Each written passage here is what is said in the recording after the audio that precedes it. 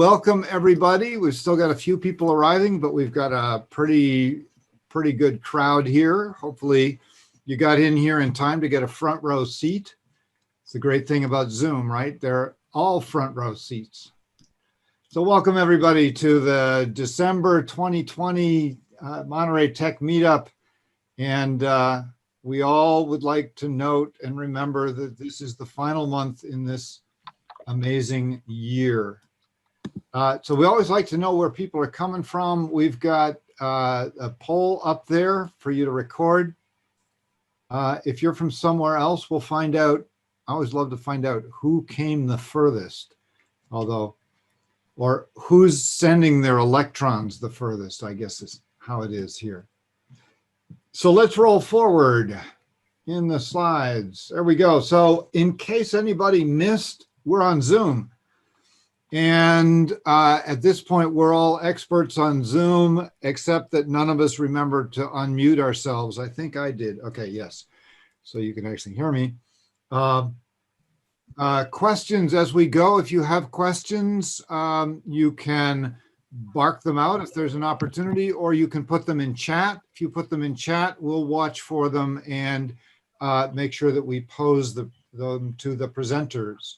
Remember, your questions will be visible to everybody, so be nice. You can also send a message to an individual by selecting that individual in the chat.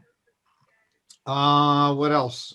Best to stay in speaker view mode. That way you'll get to see the slides and see the speakers. Please keep your microphone muted so we don't hear your dogs and children and all those other fun noises that happen.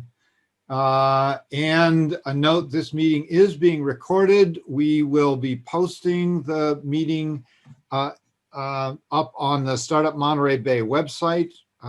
And so if you are not wanting to be seen, keep your camera off and yourself muted. But there we are. All right. Next, please. Our sponsors, IP Society, and Pat Riley of the IP Society is here. Say hello, Pat. Hello, everyone. I hope you stay safe and have a healthy and enjoyable and refreshing winter holiday time. Cool. And what is the IP Society? It's meant to be a place where people can learn about intellectual property issues.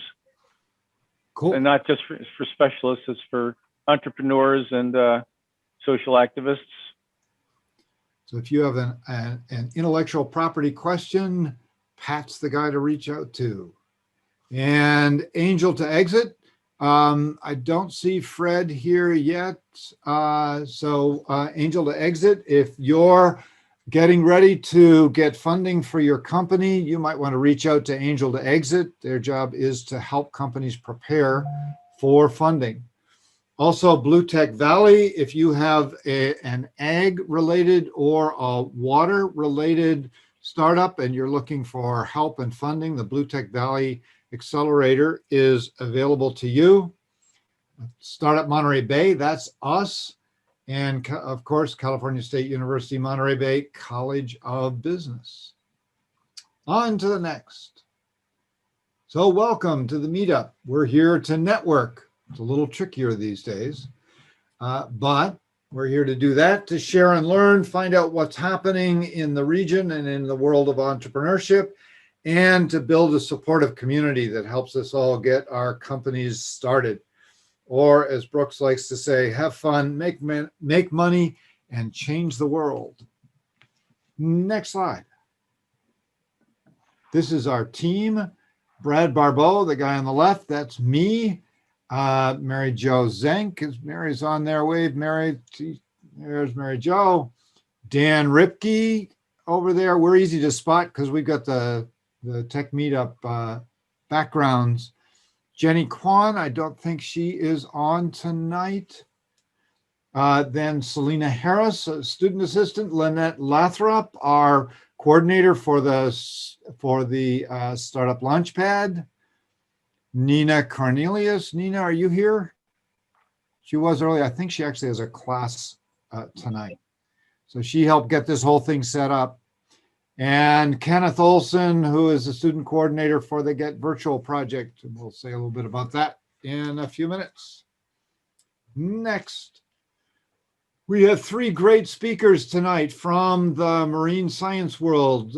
Steve Moore is a professor at Cal State Monterey Bay. Dan Costa, who's a professor and director of the Institute of Marine Science at UC Santa Cruz, and Ben Erwin from the Monterey Bay Aquarium Research Institute. So we'll be hearing from them, but first, we're going to do a few other things, as we always do. We got a couple of announcements. We want everybody to be aware that there are internships available, and if you have internships available, these are places to contact to help you find internships. So let me introduce Megan Guidi of the Monterey Bay Economic Partnership, who runs the Monterey Bay Internships program. Megan, you want to tell them about how MBI works? Yeah, thank you, Brad. So MBI is focused on connecting employers and students to each other within the local community, so that you can stay in the Monterey Bay region if you go to CSUMB or you go to UCSC or one of the 4 community colleges, trying to keep the local talent pipeline local, essentially, so that you don't have to head out to San Jose or San Francisco, because we have lots of opportunities down here. Also to help employers find local talent as well, because as many of you know, CSUMB has some really great students. So we want to help connect employers to those students, as well as the students at UCSC and our other colleges as well. And you can go ahead and skip to the next slide. So internships for employers, especially if you're a startup or you're just getting started, this is a really great way for you to gain a pipeline of trained employees. This is kind of you training them the way you want them to be trained, getting them ready to go so that they can be full-time employees when they do graduate from their programs. It's a great way to add some mentorship to your own resume, increase productivity, provide management opportunities for yourself, engage with the community. It's cost effective, and remote internships, we're learning, are really creative ways to work on projects, as well as a great way to break down geographical boundaries. So whereas a student in Santa Cruz could not really work with a company maybe in Carmel, now with remote internships, that's completely possible. So it's a great opportunity for students to also learn a little bit more about career paths, apply the academic knowledge in a hands-on experiential setting so that they can figure out if that's where they want to continue with their career, build their network, and it ultimately makes them more competitive in the job market overall. You can skip to the next slide. And yeah, a little bit about remote internships. Like I said, great way to remove those geographical boundaries. This is great, especially for our students in San Benito County. We've seen a lot more students in San Benito County be able to get internships given the reduction of geographical barriers.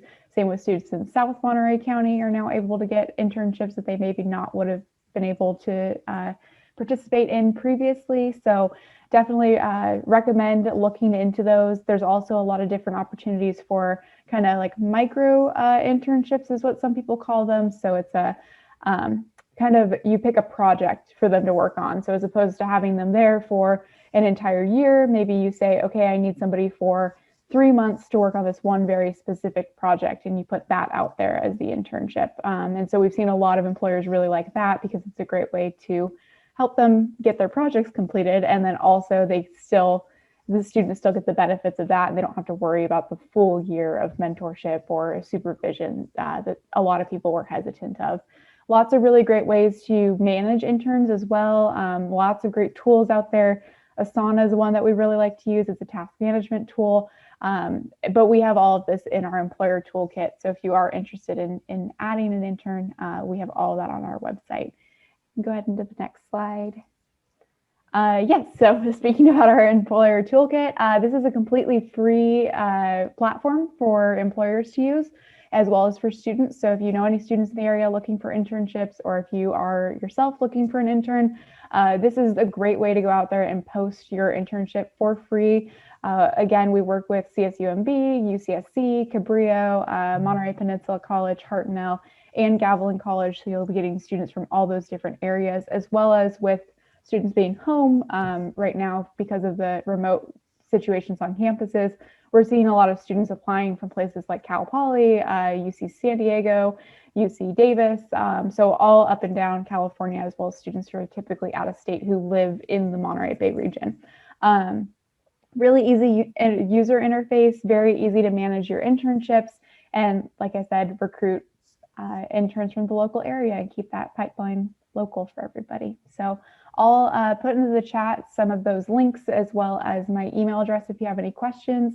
And thanks so much for letting me share today. Great. Thanks. A sister program, and these two programs work very closely together, the College of Business Internships. We have Mai-Britt Kim to tell us about that program. Mai-Britt? I'm so happy to be here. The Access programs are College of Business's way to connect employers and students and help them achieve their goals. So here's a picture of us back in the real world when we had events. Career Gateway events provide a way for employers or industry leaders to come and talk about their experiences and share information with students so that students would have an idea of what type of career they may pursue and have more courage to look into those specific areas. So next slide, please. So what do we do? So we have Diamond Key events, and I highly encourage all the students who are here to come to all the Diamond Key events.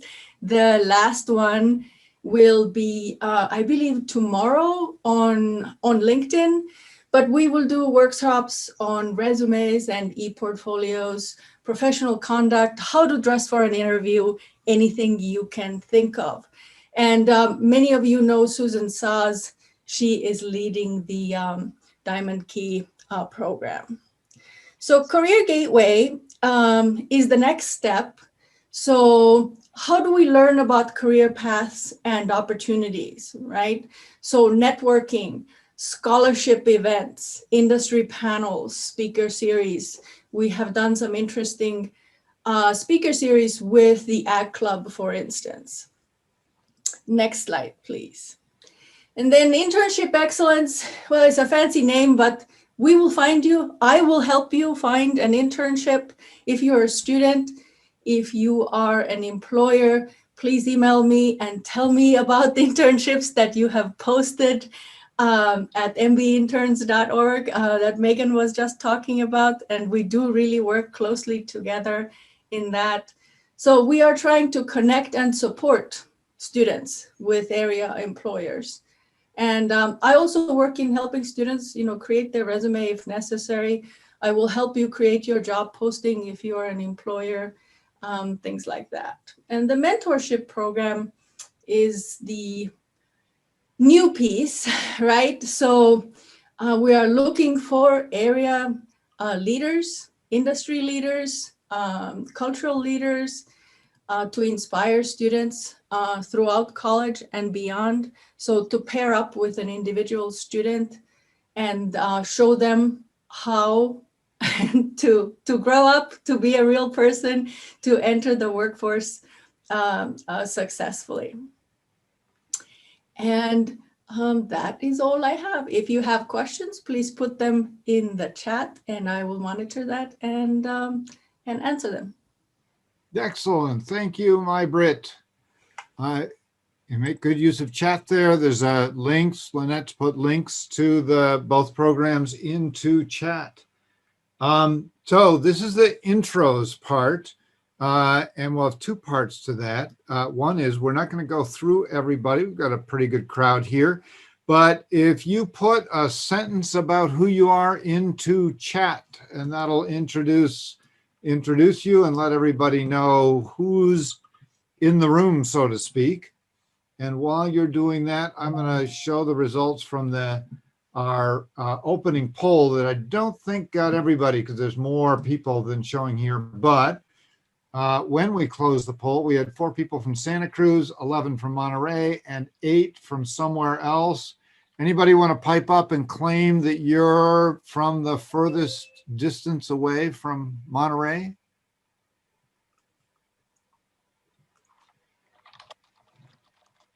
No? So we got others. Where are the others from? Just unmute and bark it out. Someone just said Toronto in the comments. Toronto? Who said Toronto? Hi, everybody. It's Russ from Toronto, Canada. Hey, Russ from Toronto, Canada. I'm Brad from Toronto, Canada. That's where I was born. That's great, Brad. Nice to meet you, and nice to meet everybody. Great. And I'm Sham from Vancouver, Canada. So good to meet you, Russ. Nice to meet you, Sham. Excellent. And then I thought I saw another, and Hillary's in from Vermont. So I think Vermont's even further than Toronto. Welcome, Hillary. Okay, so we'll put that away. People are putting their intros in there, which is great. And let's roll. All right, it's time for MJ's monthly news quiz. Hopefully you've been keeping an eye on what's going on. We'll find out in a moment. Mary Jo, it's you. Thank you, Brad. So every month I try to find a couple of interesting stories that are happening to startups in this region, and I'm just perusing things like Santa Cruz Tech Feed and Santa Cruz Works, and of course our website, startupmontereybay.com, and some local papers and stuff like that. So if you've been following the news, you should be able to answer these questions. First question, Lynette. What is the name of the local youth program that teaches valuable job skills and recently announced expansion into both Salinas and Gilroy? The Boys and Girls Club, Digital Nest, or Junior Achievement? We're going to give everybody we're going to do about a minute.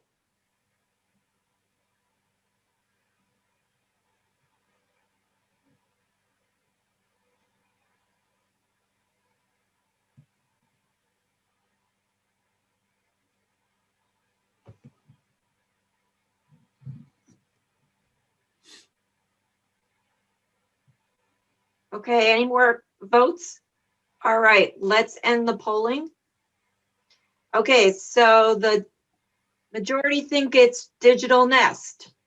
And the answer is Digital Nest. Good job.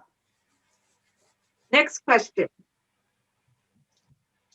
What's the name of a company that presented at the recent 2020 Startup Investment and Community Capital Expo that has recently joined the startup accelerator called Avanta Studios? Cruise Foam, Levered Learning, Infinirail, or Parallel Flight Technologies?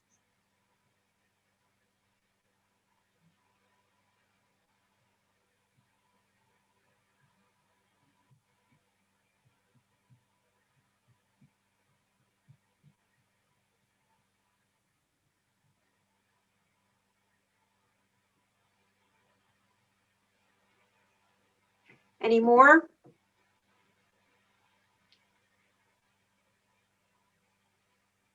I think everybody seems to have voted. Okay, let's end the polling.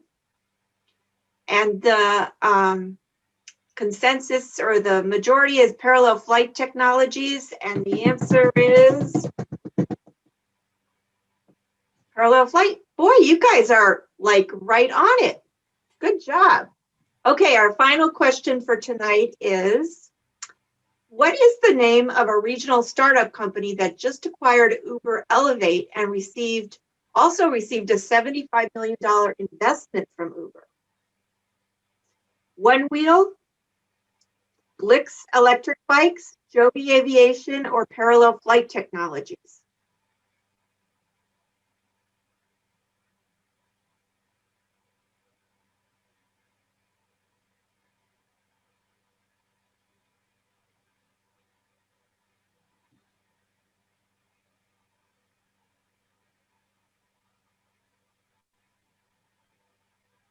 Any more votes? A few more votes? Going once, going twice. Sold. Okay, let's end the polling. Okay, so the majority says Joby Aviation.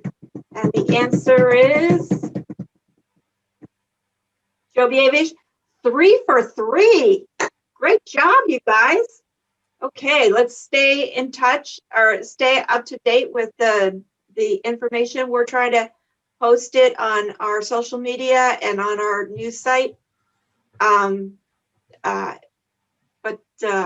Yeah, great. And we'll see you next month with 3 more questions.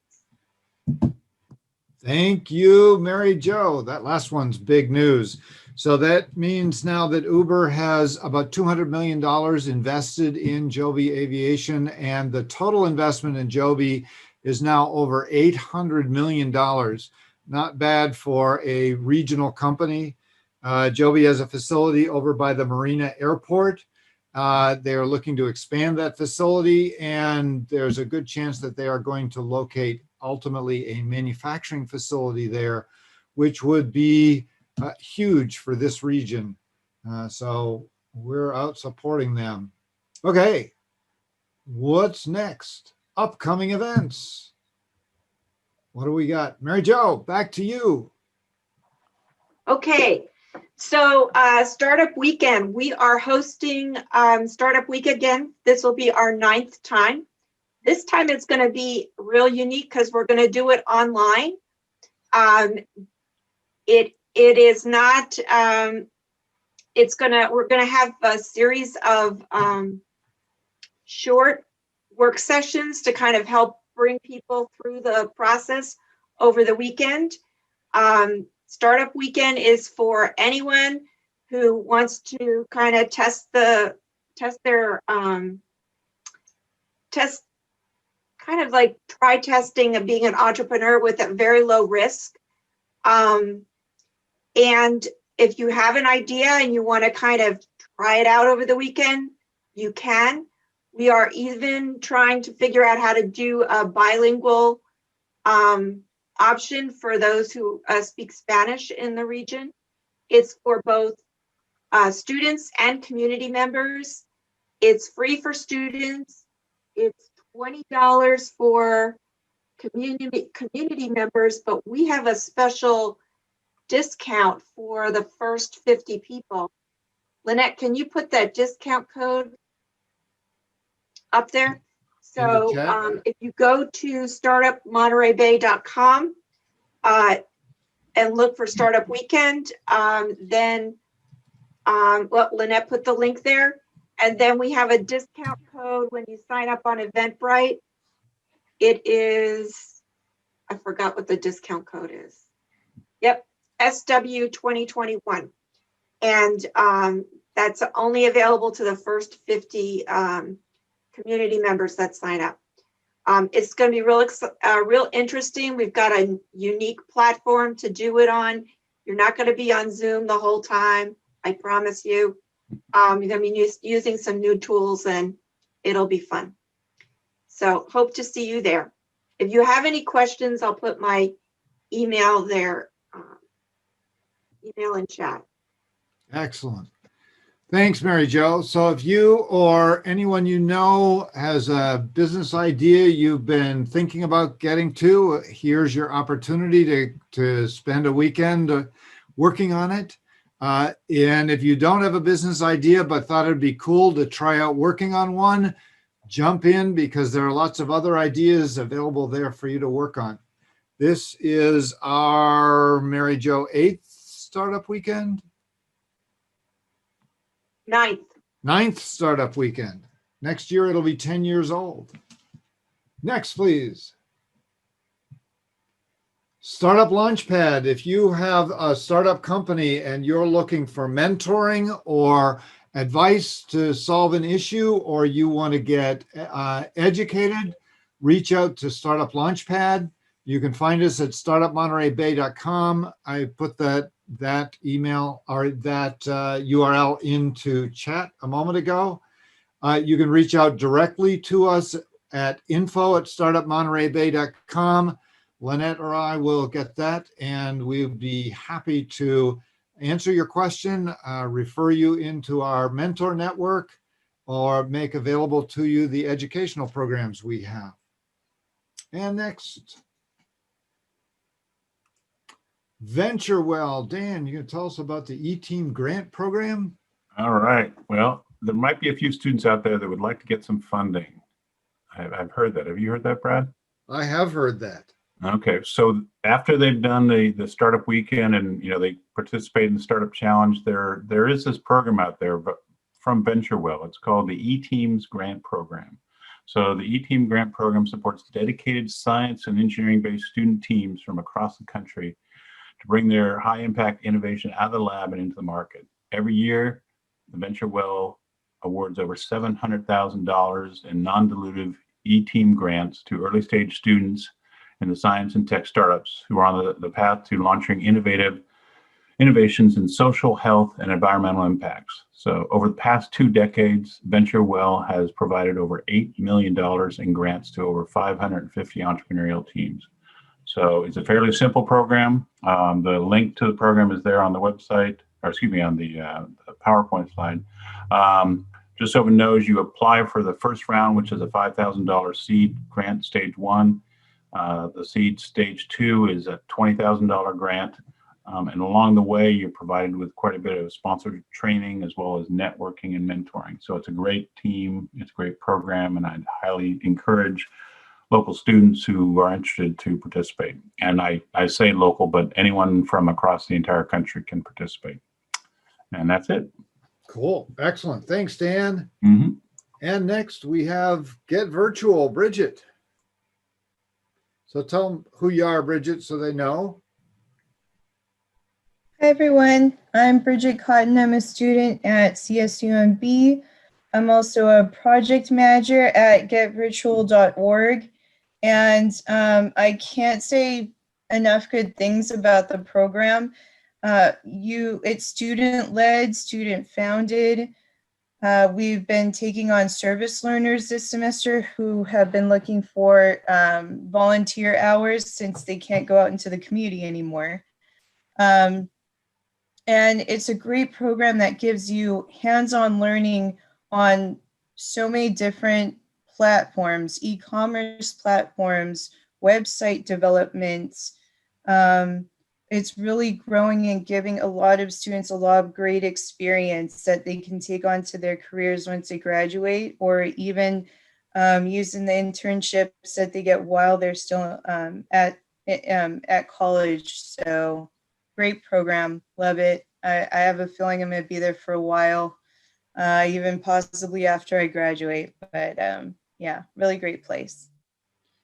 They're providing a huge service to businesses in the community who are struggling to get their websites up to snuff since they're so dependent on their websites at this stage. Thank you, Bridget, for your service to Get Virtual.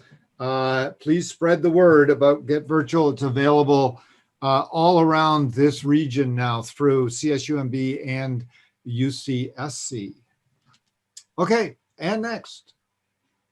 It's time to get to looking at opportunities in marine technology. We have 3 fabulous presenters from CSUMB, UCSC, and the Monterey Bay Aquarium Research Institute. Let's roll forward. I want to put out a special thank you to the Drones Automation and Robotics Technology Initiative. They were very helpful in putting this program together for tonight. DART is helping to organize and support the ecosystem in the region around these technologies and has been very successful over the past couple of years. Let's roll forward. Just a quick reminder before we start, if you have questions, put them into chat and we'll answer them as we can. We'll have an opportunity for you to pose questions verbally also, but it works really well to get them into chat and then we can organize them. So without further delay, let me introduce Dr. Steve Moore, professor in marine science and robotic gadgetry. I want to find out more about robotic gadgetry. from California State University, Monterey Bay. Let's all welcome Steve Moore. It's all yours, Steve. Thank you, Brad. Thanks for the introduction, and thank you very much for inviting me. It's really exciting to be here with this group of people. I have a lot of interesting skills in technology and zoology and education, but I am pretty much inept when it comes to business and entrepreneurship. So it's great to be connected with a bunch of people here who have expertise in that area. There's a lot of really amazing high tech going on in the Monterey area. If you want to hear absolutely cutting edge state of the art stuff, you should probably wait till the next two talks because I've taken a different approach. I'm a professor at CSU Monterey Bay, where I'm in the marine science department. And the approach I've taken with my students is decidedly low tech. Well, maybe it's not low tech, but it's medium tech. But what it has that some of those higher tech things don't is it has really low cost. Our niche has kind of been going for the low cost thing. And because of that, it potentially has a wider customer base that could include educational institutions, K through 12 schools, and so forth. Next slide, please, Lynette. So in addition to my teaching responsibilities at CSUMB, I run a small lab that's really focused on undergraduate student research and technology projects. Basically, these are marine science majors who are doing undergraduate research projects in the marine environment using technologies that they build themselves for the most part. So it's a really fun lab. We have some, a little machine shop and a little electronics shop, and the students basically come up with questions and build the gadgets they need to collect the data to do their own research. We specialize in the twilight zone, which is that depth range that's a little deeper than the scuba divers can get to, down to about where it gets really dark. And this is kind of exciting and sexy for the students because they can go and observe things and discover things and study things where their scuba diving roommates or classmates can't get to. So it's kind of fun for them. Next slide, please, Lynette. So this slide will list some of the kinds of gadgets that students have built in my lab over the years. The pictures give you some idea. That little thing in the upper right there, that's a time-lapse video camera that they program to collect data from cameras and oxygen sensors and temperature sensors and light sensors and flow sensors. We can deploy that for a month at a time on the seafloor and pull it up a month later and see what it saw during that month. So that's kind of fun.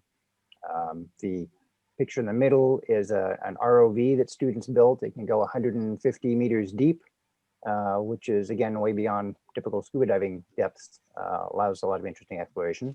The little boogie board in the bottom is one of our surface crafts. It's equipped with a GPS unit and a little computer, and it can basically paddle around to specified near shore locations and collect data at those points. The ingredients we use for these kinds of things are sort of hobby grade types of stuff. There are Arduino microcontrollers, which are essentially little like computers that are 20 bucks. We use GoPro cameras, which are relatively affordable. PVC pipe, we go through lots of PVC pipe and fittings. And we have the ability to do some custom parts too. We have 3D printers and milling machines and lathes and so on in the lab. So it's a fun way to build gadgetry. Next slide. So I want to present 3 projects that we've done. We've done dozens of projects over the year, but I want to highlight 3 of them that I think might have some commercial potential. The first one is a project we're working on right now in collaboration with the Monterey Bay National Marine Sanctuary. The sanctuary staff is in charge of sort of managing a whole bunch of the resources in the sanctuary, including an estimated roughly 460 shipwrecks and other maritime heritage sites. And one of the technologies that's proving helpful for kind of documenting and characterizing these sites is 3D photogrammetry. The neat thing about this is you can go down and you can take a bunch of videos of a wreck and then feed that video to a computer. It can reconstruct it using a structure from motion algorithm and build up a 3-dimensional computer model of the wreck.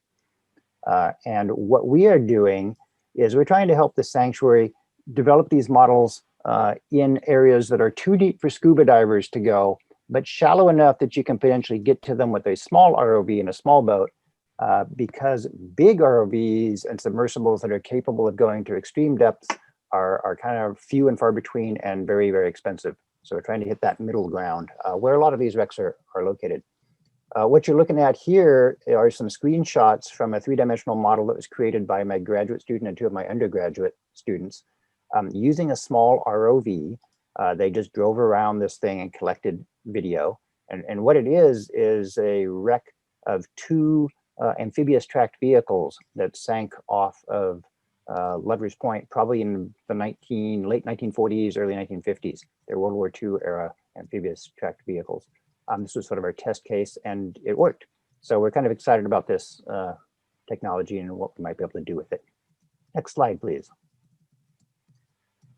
Okay, the other two projects I want to tell you about are ones that have a really different focus. And the focus is enabling kids or empowering kids to become ocean explorers and ocean researchers on their own. The first one is basically illustrated by those three pictures in the top row. It's our Catalina Rov Fleet. This was an NSF-funded project where we built a fleet of 8 little ROVs that students could use, K through 12 schools could use to explore under the wharf in Monterey. So every year since then, we've been doing this about 8 years now, we have local school groups come down to the wharf and the kids get to drive these little ROVs around. We designed them so that they're totally intuitive. Any kid can walk up and just immediately start flying them around. And the kids love it because they get to see each other driving their ROVs. They get to see animals like this little harbor seal. And they get to collect data, which they can then compare with data collected by school groups the previous year. So this is really fun. It's fun to do this. The kids love it. They learn a lot about not only science, but some of the technologies that scientists use to collect data. It's kind of an introduction to both of those things. But one of the problems with this, I guess, is that it's limited to students in our area who attend schools that have enough money to do field trips down to the wharf. And as we all know, there are a lot of kids, even a lot of fairly local kids in Soledad or King City, places like that, that don't have an opportunity to get to the ocean and can't really do this kind of thing. So the other project is basically an Internet of Things project. And I did this 15 years ago, before the Internet of Things was a thing. Is basically an ROV that was connected to the internet. The little cartoon picture in the middle kind of illustrates the idea, and the picture on the left is the ROV itself. We've got an ROV underwater, a boat, which was actually a kayak, sea kayak on the top with an antenna, and that has a Wi-Fi link back to shore. We did this in collaboration with state parks, and they set up a wireless or an internet connection to Whaler's Cabin at Whaler's Cove, and we put the Rov in there. And the Rov has a web server on board that serves a web page. And so we could give a teacher in a classroom a password and they could log in, and the Rov would actually serve the web page that you see in the lower right there. It includes a live streaming video from the camera, so the kids could see what's underwater in front of the ROV. And then the panel over on the right is actually a mouse clickable control panel that they could use to pilot the ROV. So a kid could sit down there and click on that little red dot and move it around to move the Rov forward or backwards, left or right, up or down, and literally drive around. And because it was accessible over the internet, kids anywhere could drive this. So we did a test where we had kids in Hawaii piloting the ROV from Hawaii while the ROV was in the water at Whaler's Cove in Point Lobos. And that was really cool. It was really fun. But that was a sabbatical project. I took a year off to do that, had some funding for that. And when the sabbatical ended and the funding ended, the project kind of ended. It's been sitting on a shelf ever since. But I think it has great potential, not only for kids that are just a little ways away from the ocean, but for kids from Iowa or Kansas to do ocean exploration, and to have kids from different parts of the world check out each other's ocean. So for example, we could have kids here looking at the coral reefs in Hawaii, and kids in Hawaii looking at the kelp forest here. So that's it. Next slide, please.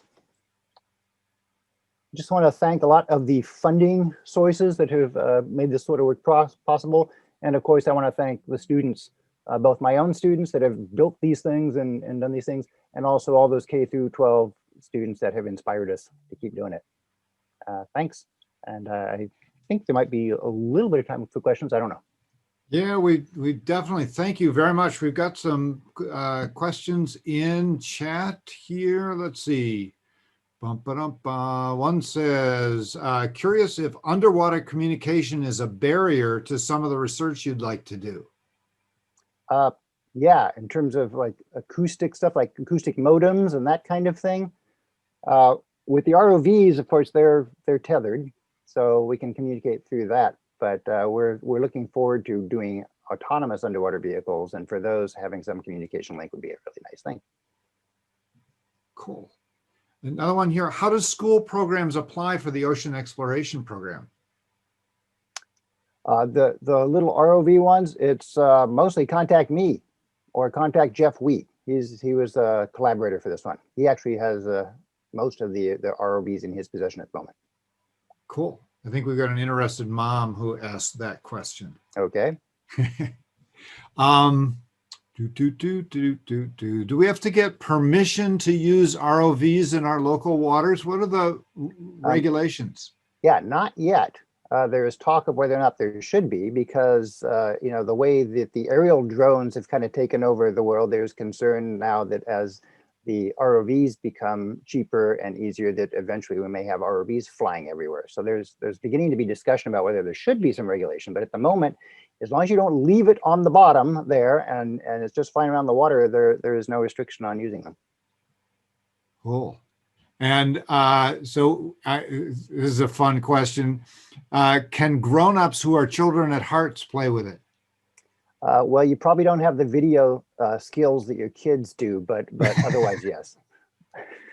So we're handicapped. Cool.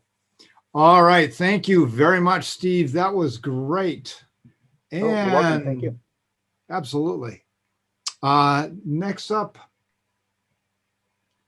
So next we have Dan Costa, who's the director of the Institute of Marine Science and a distinguished professor from UC Santa Cruz. Dan? Hi, hopefully you can hear me. Yep.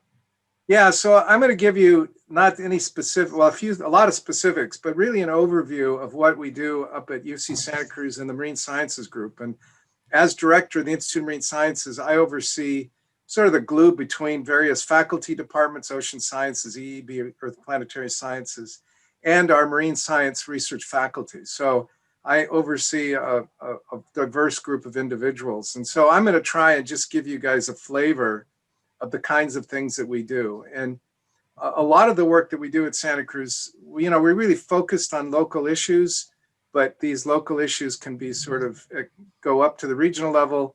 And in many cases, we have projects that are global. And I kind of took this lead just to tell you a little secret. I was at Scripps and they talked about, we're global, but we also deal with local issues. And so I figured, what we do here at Santa Cruz, we start locally, but then think globally. Next slide, please. So I'm going to first talk about some of the people on campus, and we have a really good modeling group, a bunch of physical oceanographers. And this is an example. If you can go down, and unfortunately, I don't have the website here, but if you go to Chris Edwards' website, you can see what are ocean models that they're incorporating, sucking in ocean data, and then predicting, just like the weatherman. So this is weather for the ocean. So this is obviously off the coast of California. This is California current.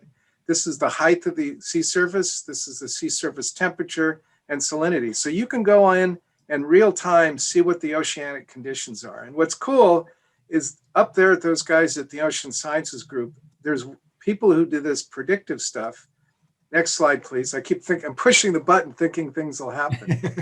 And then there are other guys like Rafe Cudello, who's also the associate director of IMS and the chair of ocean sciences, who takes these models of ocean physical oceanography and looks at how he can predict the occurrence of harmful algal blooms. And so one of the things that his group has done is they have these sites in Bodega and Santa Cruz Wharf that is part of the CENCUS, the Central California Ocean Observing System, where they're monitoring in real time the presence of toxic algal blooms. So they are both monitoring when toxic algal blooms occur, but also figuring out what are the conditions that drive these toxic algal blooms. What's the oceanographic patterns that drive these systems? Next slide. And then one of the other faculty who I've had the pleasure of working with from the marine mammal perspective is Jerome Fighter. And he takes these models and then says, okay, we have physical processes that drive the production of phytoplankton, which drives the production of zooplankton, which drives the production of sardines. And I'm interested from the perspective of marine mammals. And so we got together with Jerome, and he took his models that would predict where sardines are, and we then added our models of how sea lions move and what would be the conditions using individual-based models where we modeled the movements of sea lions relative to the abundance and movements of sardines. Let's have the next slide. So I'm now going to take you down to the Coastal Sciences campus, and this is a picture, a drone picture, a mosaic drone picture of our campus. So to the right here is up on campus, and this is a picture of our Coastal Sciences building. A number of years ago, the entire Ecology and Evolutionary Biology department moved to be in one place. So we have both terrestrial and marine scientists here.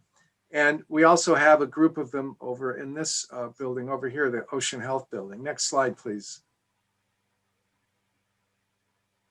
And so this is a bit of there's a lot going on in this slide, but Mark Carr and Pete Ramundi are sort of marine ecologists that are now looking at what's happening in the nearshore environment. And Mark is a fish ecologist and Pete's an invertebrate ecologist. And so they're interested in creating marine protected areas. One of the big questions is what's happening with the sea star wasting disease. And these guys maintain transects all the way up and down the coast of California as part of a program called PISCO.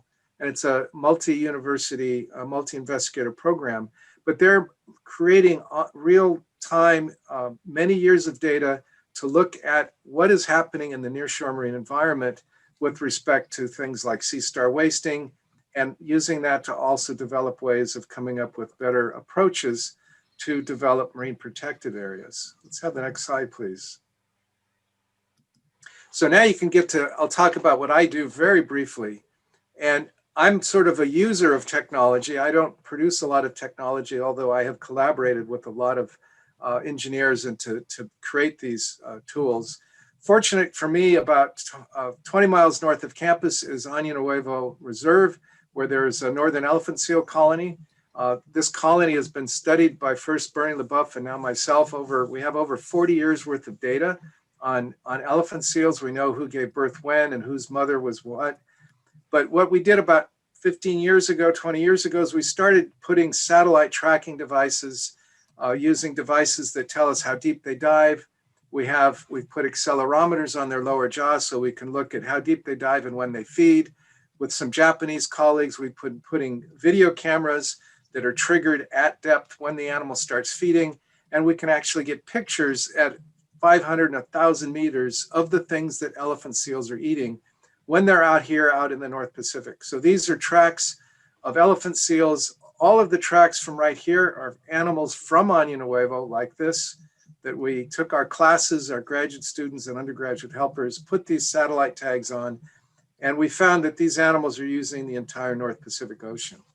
So some of the things that we're working on now is develop, again with our Japanese colleagues, is developing a O2 sensor so we can measure the O2 concentration of the water and see if elephant seals are using the oxygen minimum zone in the ocean. We've also got, working with colleagues at University of St. Andrews, that have got a 3-axis accelerometer that are trying to figure out if we can measure 3-axis movements to predict what the actual change in body mass of the animal is while it's moving out across the open ocean. So I could spend a lot of time talking about our elephant seal work, and maybe another time I could. So let's go to the next slide. So this is another aspect is, again, working with colleagues at Sea Mammal Research Unit at St. Andrews University, we helped develop tags that measure both ocean temperature and salinity. These are tracks of elephant seals.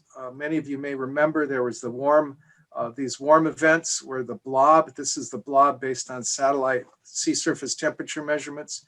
These are tracks of elephant seals. This black is this track here. You can see the female elephant seals, her diving pattern moving up and down. Here's her surface track. You can see as in this region here, I don't know, are you seeing my pointer? This to the lower left is where the female is diving, and this red spot is the warm water area. So this again is, we have tags that we can put on animals that give us information on the physical environment, and we even have a tag that measures fluorometry, so we can get phytoplankton concentrations out across the North Pacific Ocean. Next slide. So now we take some of our other collaborators, and this is the National Marine Fisheries Lab. Next slide, which is a federal government facility, and this is the Center for Rockfish Research, so off the coast, and salmon fisheries. So the thing that's quite amazing about salmon, in the lower left you see the open ocean and a stream. Salmon inhabit both of those habitats. And so this is really one of those examples where the marine environment reaches the terrestrial environment. And the picture of California to the right shows you how much of the watershed of California is affected or associated with the ocean. And so, you know, we always talk about California being a coastal state, but if you look at our watersheds, there's a very intimate connection between the ocean and inland California because of the salmon and the other anadromous fishes that go up into those areas. Let's have the next slide. So now we're going to move up to the upper left-hand corner, and the major picture is showing you the marine mammal compound. There's two primary groups here. The one in the center is Terry Williams' group, and the area to the right is Colleen Reichmuth. Next slide. And these guys, this is Colleen Reichmuth, who is the Pinniped Cognition and Sensory Systems Lab. They're looking at hearing ability, visual ability. The lower image shows Caroline Casey doing acoustic measurements of northern elephant seals. And a lot of the work they're doing has very immediate applied issues because we're worried about sound in the ocean. And so their studies are looking at how these animals hear sound, how reactive they are, and also what happens, we call a thing a temporary threshold shift. How does their hearing get affected by loud sounds? Next slide. Terry Williams is another marine mammal researcher, and she works both locally, and the center picture is a bottlenose dolphin. To the left is a Hawaiian monk seal. To the right is our tanks where we have two bottlenose dolphins. She does a lot of metabolic measurements of animals here in captivity. And the pictures up above on the left are narwhals, work she's been doing in Greenland. And to the right is a Weddell seal, work they've been doing in Antarctica. And that Weddell seal is carrying an underwater video camera that they were using to visualize how the animal was feeding and where it was feeding and aspects of its navigation. Let's go to the next slide. Now, some of the things we're doing, this is a student that Terry Williams and I both co-sponsored. To the left, Jessica Kendall Barr is trying to study sleep patterns in elephant seals. And that little image, those squiggles are showing that the EEGs, so we're working with a Swiss colleague who created a miniature EEG device. We've been putting them on elephant seals. We've worked on this in the laboratory and animals on the beach. So we've now got analysis of when elephant seals sleep on the beach and in the lab. And we're working towards being able to use this on completely free-ranging elephant seals to really ask the question, when and where do elephant seals sleep when they're at sea? The picture on the right is Terry Williams' program, and they're using near-infrared, which is when you get that pulse oximeter to measure your blood flow and your oxygen levels.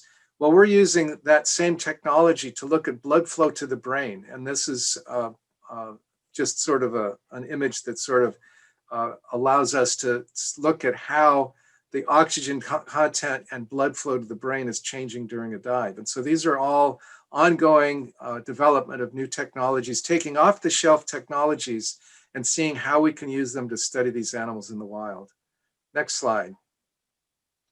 This is an example, again, Terry Williams' group on the upper left, of tracking polar bears with both a video camera that was on them, as well as satellite tracking, so we could look at where they were and what they were doing. Those collars also had accelerometers, which is the lower left image that shows the acceleration patterns. And you could, with the video camera, we could calibrate our accelerometers to say when the bear was walking, when it was swimming, and when it was standing.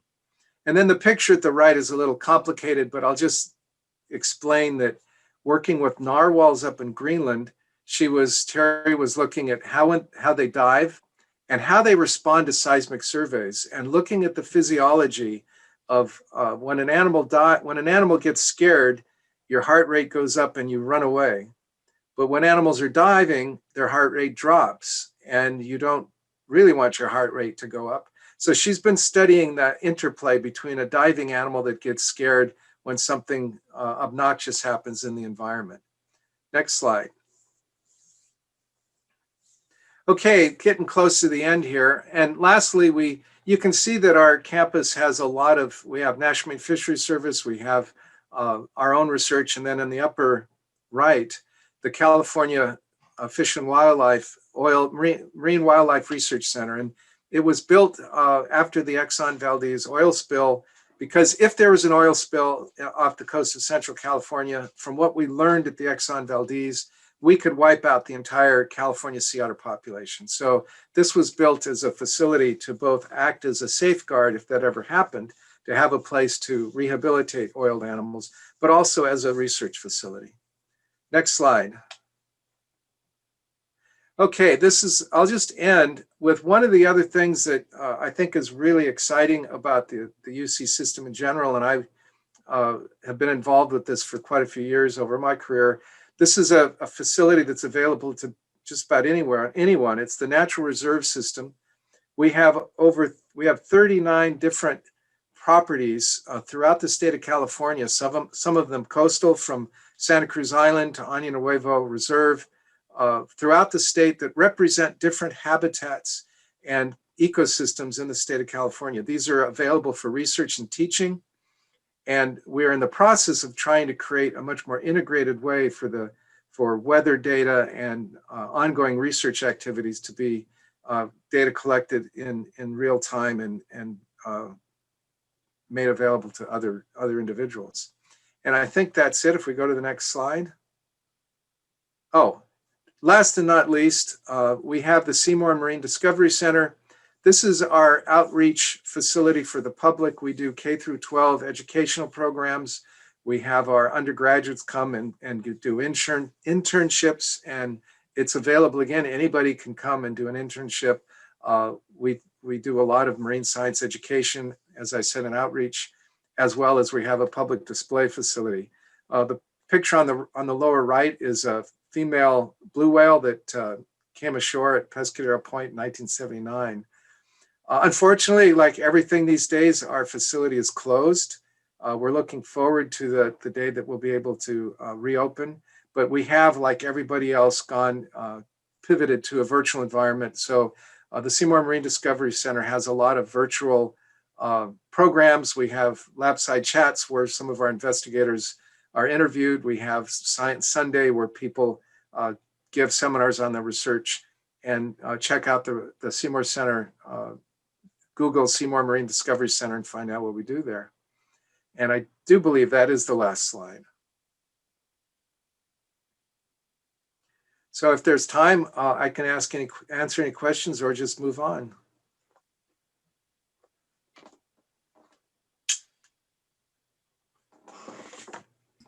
And I got reminded to unmute because the quote of the year, as Mary Jo says, is "You're still on mute."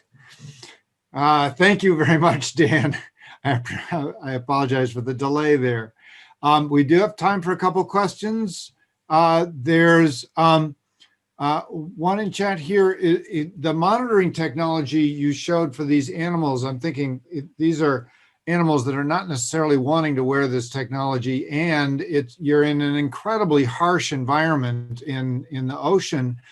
Is that technology that could be applicable to people and other situations? Yeah, that's a great question. And what I often tell is when people say, oh, that's a very simple system, you can do X, Y, Z, and Steve will probably also agree with me.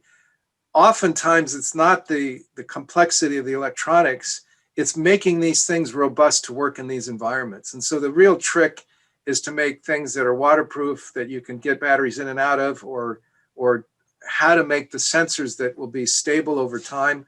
So that's really, for a lot of what we do, much of the technology is, I mean, some of it's state of the art, but the biggest trick is just making this stuff stable and reliable in the marine environment. And so you have to make sensors that don't drift, that are stable.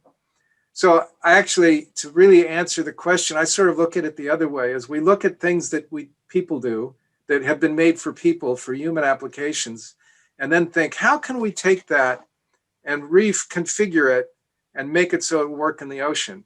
One of the first things we did was we wanted to measure heart rate in albatrosses. And we just went and bought those, heart rate monitors that you go and you exercise with. And we figured out how to put that on an albatross and how to attach it and get EKG ratings from an albatross. So a lot of what we do is taking existing technology and making it work in the ocean. Cool. So we've got some questions about the Marine Center and people wanting to find out more about the Marine Center. Where would they go?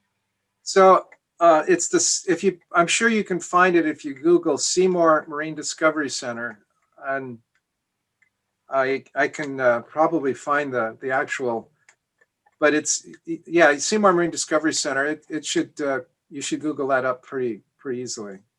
Cool. Excellent. And there is a suggestion in chat also about a question about, is there space there to put in a Marine Technology Center and incubator space? As a display or as actually, I think it sounds like it was thinking about as a working place.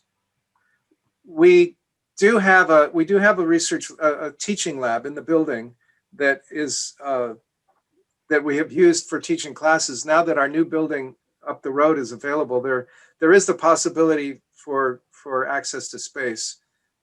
We're also, I guess I was asking, because we are going through, when we reopen, we want to have a refresh and have new exhibits, and because a lot of the exhibits are a little stale. So we're certainly interested in any new exhibit ideas that certainly incorporate what's happening in Monterey Bay, but there are possibilities for access to, especially if you need seawater. We have running seawater. We do have space at the IMS in some of our various buildings. We do have seawater tanks, running seawater, and so there are certainly possibilities of well, we do collaboration with anybody that has an appropriate need for those facilities, and if we can accommodate it, we certainly will. Cool. Thank you very much. Okay, and now for our third speaker, Mr. Ben Erwin from the Monterey Bay Aquarium Research Institute. And Ben, looking forward to hearing from you. Hi, Brad, and thanks to everybody for having me on. Well, my name is Ben Erwin. I'm an ROV pilot with Monterey Bay Aquarium Research Institute. I'm also the project manager for MBARI's UAV and virtual reality projects. Next slide. Some of MBARI's interests in UAVs extend to biooceanographic processes, like Dan was talking about. We work with Rafe Cadella and Senkus on some of their, on at least trying to get some of their science done. We've started on some developments there, but the interests are tracking things like harmful algal blooms, spotting entangled wildlife, and water chemistry, as well as, next slide, please. Tracking marine debris, chemical spills, public outreach, like photos and video, and then locating assets on the surface, like our autonomous underwater vehicles when they come up, and other deployed assets like wave gliders. And then also for relaying data back to shore and between devices like the wave gliders and AUVs. Next slide, please.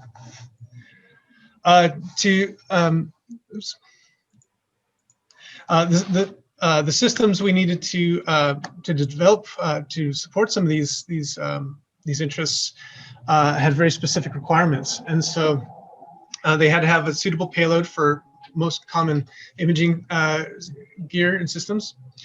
We had to have a system that could fly across the bay and back, so which is approximately 70 kilometers, and then they had to be appropriate to launch from our ships, and also not just launch, but also recover while we're on the boat. And then finally, accessibility to flight data and payload control. So we had to be able to access what the plane was doing in real time. We had to be able to track that in post as well, and then also control the payloads and make sure that we are able to take pictures when we need to, and so forth. Next slide, please. So the solution to this was to create a fixed wing kit called the Believer. Next slide. The Believer cost was approximately $2,000 and with a 12-hour build time. So we wanted to create a system that was affordable and almost disposable because some of these operations are dangerous and at least to equipment. And so we wanted to have, we didn't want to spend $15,000 every time something went wrong with the plane during a surge in the wind or something like that. So the Believer fit that budget. The maximum payload of the Believer was, or science payload we could carry was about 1.5 kilograms. The range with a 16 amp hour battery was approximately 85 kilometers, so that got us across the bay and back. It was easy to access the hardware and software on board. The cost to repair if we crashed was approximately $250 just to replace the body kit, and then readily available spares and replacements were accessible by commercial vendors, so it's very easy to get. Next slide, please. So some of the payload options we use are just common imaging gear that you find in most UAV systems, like Sony cameras. We use red edge multispectral imagers, hyperspectral imagers. We have FLIR infrared imagers, and also we're looking into using gimbal directional antennas as well as just regular tracking antennas to track some of our assets. Next slide, please. Some of the developments for or continued developments on our plane extend to optimize internal electronics, so making sure we're not wasting electricity and increasing our range in that way, and getting rid of things we don't need for weight. We've created a waterproof imaging port, vibration mounts. We've added an ADS-B detect and avoid system, deployable parachutes, and then a ground control station with direction finding antennas. Next slide, please. The concept of operations for marine science that we've come up with. Next slide. Of course, starts with planning. So we determine if the science needs to happen near shore or offshore. If it's near shore, we can deploy from the beach or use chase boats to track it. If it's offshore, we can deploy it from our ships, like the Western Flyer pictured in the right. We have to submit a flight plan to the Monterey Bay National Marine Sanctuary. And then we launch from the ship or the shore. We perform the flight operation, and then based on what we're doing, we can land either in the water, just a belly landing. We can deploy a parachute, or on the flyer, we can deploy a net through the A-frame on the back deck of the ship and land that way. Of course, then after we recover the plane, we need to process the data, and then every year the sanctuary, as part of our permit, requires us to submit a report with the data that we've captured for them, and so they get a data share with our science. Next slide, please. And that's it. It's a fairly young program at the Institute. And COVID hasn't been very kind to us this year, so we're continuing our development when we're able to get back onto to fly. But so far that's our program. Mostly it's development of a platform, a low-cost platform that we are putting together to perform these different science operations. Got it. That's it. Very cool. Thank you. Yeah. So one of the questions here is there any market for the data that you're collecting with Believer? And he mentions algal blooms, and I would note, I think Steve talked about underwater weather. Maybe it was Dan. Just interesting thing. Is there a market for those data? Well, I don't know that we in MBARI, we're a nonprofit, so if there is a market, I don't know that we would be able to capitalize on that. Undoubtedly, our scientists are part of that pipeline there, and would release the data, I'm sure. So definitely with respect to the local institutions and schools, they're all studying these things at sea, and UAVs make a very low cost and accessible platform to find these types of data. So yeah, I would imagine there's definitely a market for it, at least in way of interest. There certainly is among the scientists at the Institute. So yeah. So there was a company who went through Startup Challenge a few years back called Scoot Science. And it was some young guys from UCSC who they had these drones for collecting the information about what's going on in the ocean. And they went through Startup Challenge, and the feedback they got was, wow, you've got whiz-bang technology, but you don't seem to have yet identified the market for it. So they took that to heart. They spent about 2 years going around the world and searching markets, and they found two. One is fish farming, where they're doing the farming in the ocean. So they cordon off an area, and those fish farms are very susceptible to changes in ocean weather, and especially if poisonous stuff comes through, can wipe out $1 million worth of fish in a matter of a few hours. So they found that. And then also ports are very interested in understanding what's going on. You know, before talking to them, I had never thought about the notion of weather in the ocean. We just think, well, yeah, it's a lot of water and it has waves on top, but underneath it's pretty, but it sounds like it's not. No, it's very dynamic. I mean, my core job is to drive one of the ROVs, the Doc Ricketts vehicle, and it's very clear that the weather on the surface is very different from the weather on the bottom, and basically there's these massive. It's like from the equator all the way up to the Arctic. It's like a big engine, and so you have cold water at the poles where the water starts to sink because it gets colder and colder, and then at the equator it starts to rise because it gets warm. So you get this kind of turnover like this, and as the weather changes from year to year, yeah, there's quite a bit of internal turmoil.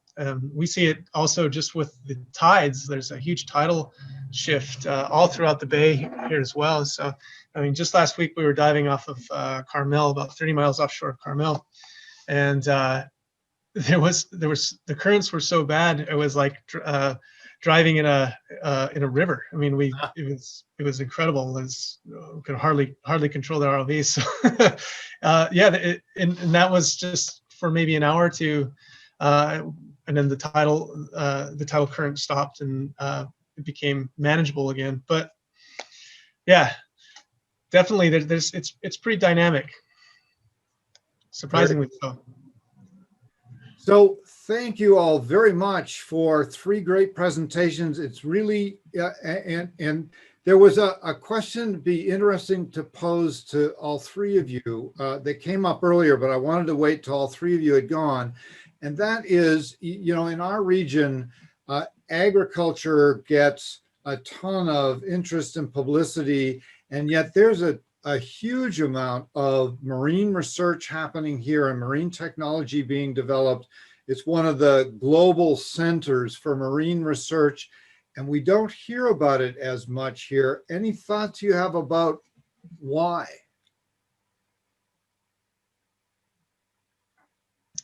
Well, yeah, it's difficult to fly in the area. Well, at least it has been. So at least bureaucratically, getting it past the sanctuary, getting it even past the local police sometimes can be very challenging.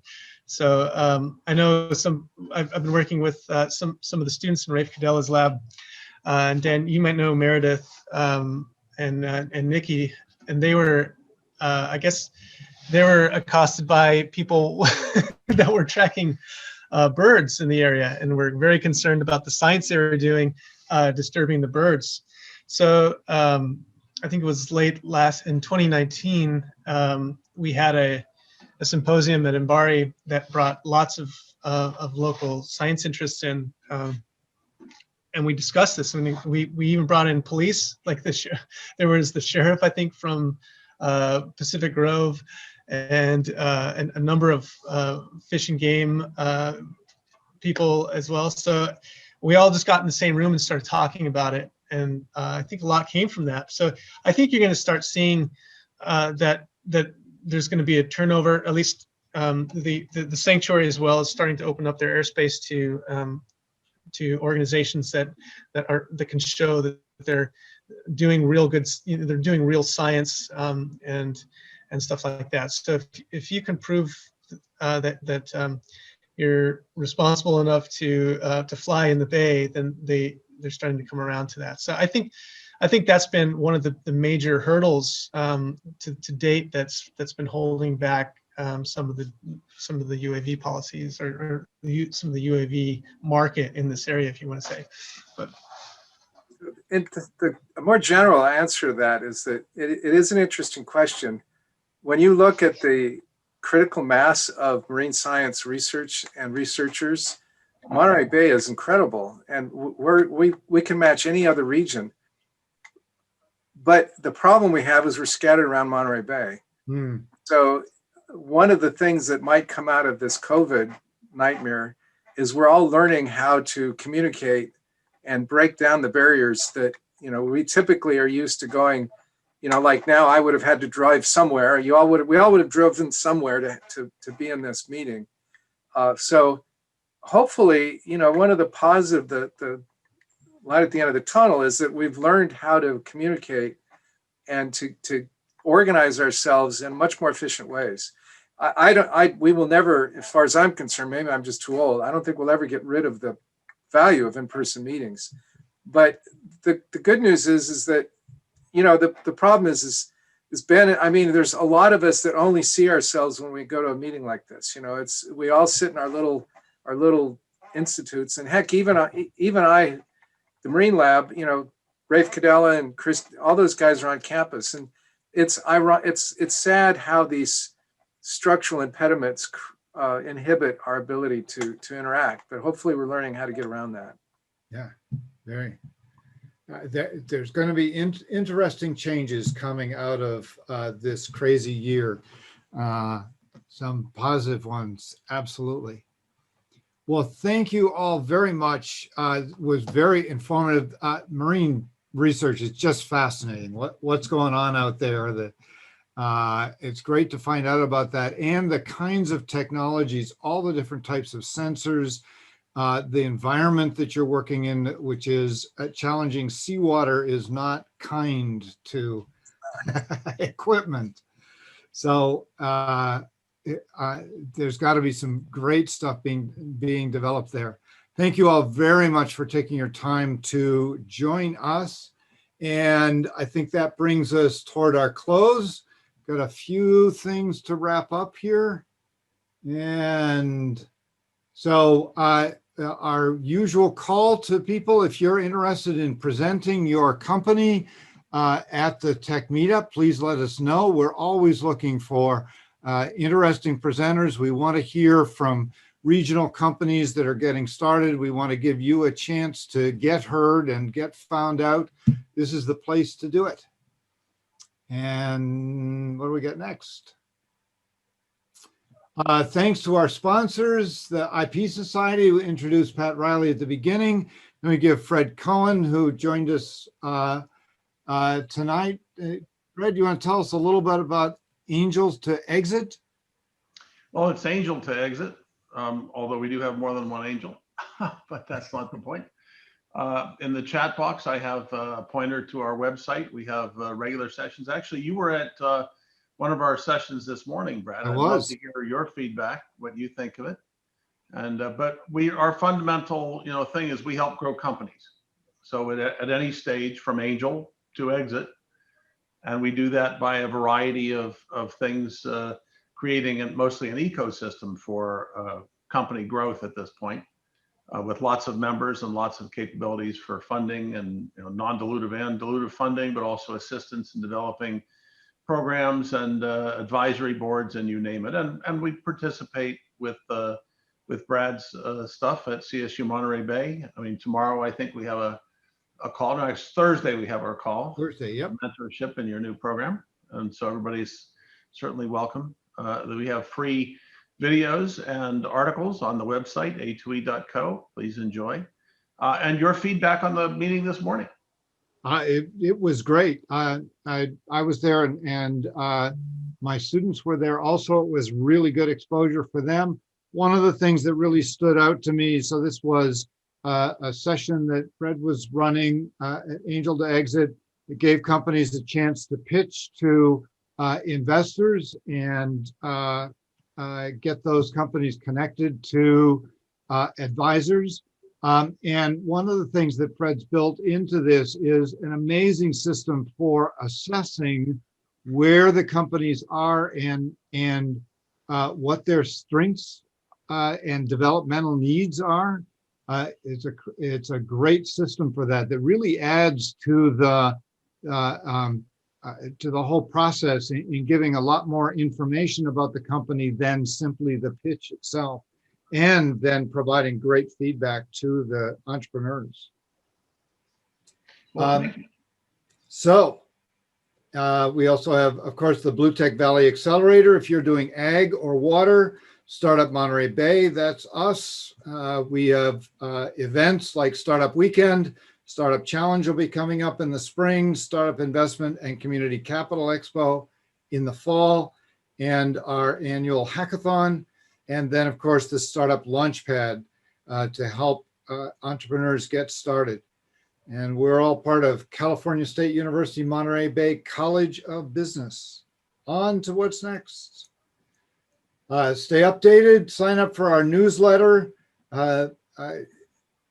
Lynette will put that URL in chat. She's already put that in chat. So sign up for our newsletter so you make sure you don't miss all the entrepreneurial events that are going on in the region. And next, please. See you next time. We'll be back on Tuesday, January 12th. We're going to have a focus on specialty foods companies. There are an amazing number of specialty food companies in various parts of the supply chain that get started in this area. and we're going to feature the best of those. So see you in January. I hope everybody has a safe and prosperous holiday time and new year, and we will see you again at the new year. Thank you all very much for attending. Good night, all.